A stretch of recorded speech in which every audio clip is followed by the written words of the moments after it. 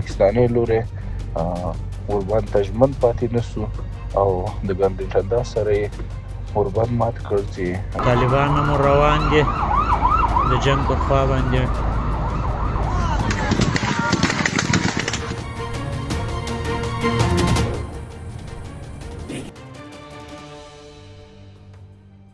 د اسلامي امارت ویان ذبیح الله مجاهد وایي د جمعې په ورځ ماښام پاکستاني اړخ یو ځل بیا د کندهار په سپین بولدک ولسوالۍ کې بریدونه کړي چې افغان ځواکونو یې پر وړاندې غبرګون ته اړ کړل. د پاکستان د لومړي وزیر شهباز شریف د رسنیو ویان بیا ادعا کوي چې افغان ځواکونو د چمن په پوله بې له کوم دلیله ډزې کړي دي. د سرحدي پولیسو ویان عبدالله فارقي وایي اوربند پاکستاني لوري مات کړ او ملکي اهدافو یې بریدونه وکړل. هغه زیاتوي له خپلې خاورې دفاع د افغان ځواکونو مشروع حق دی. پاکستاني لوري ورباندې ژمن پاتې نسو او د ګاندي ټندا سره یې ورباندې مات کړ چې زموږ افغان لوري ورسره تماس ونیو چې دا د وربند خلاف عمل تاسو ترسره کړ. د دغو خبرو څخه تقریبا 10 دقیقې وروسته پاکستاني لوري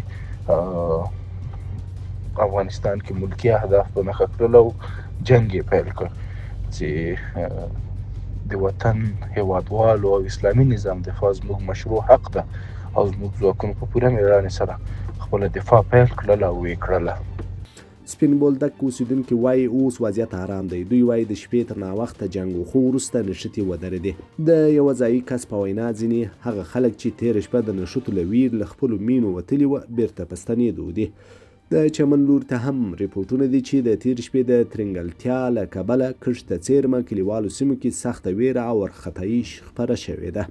د سپین بولدک د مطبوعاتو امیر علي احمد اکمل وایي پاکستاني لوري اوربند مات کړه او جګړه یې پیل کړه.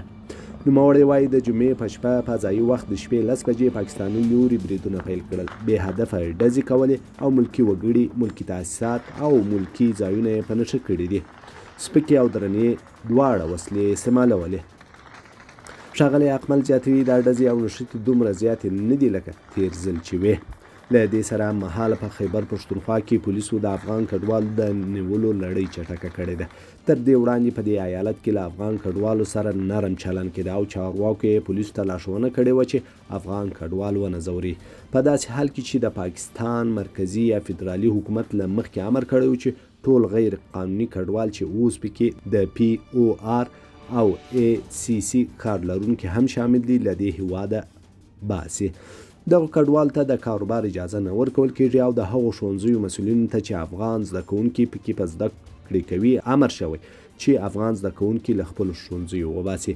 له دې مخکې به هغو افغان کډوالو ته چې په پنجاب یا نورو ایالتونو کې به پولیسو ځورول په خیبر پښتونخوا کې به یو ډول پناه اخیسته. په پنډغال کې به پاتې کړل یا به کورونه په کرایه موندل. خو اوس پر خیبر پښتونخوا د مرکزي حکومت له فشار وروسته دا پروسه ګړندۍ شوې ده.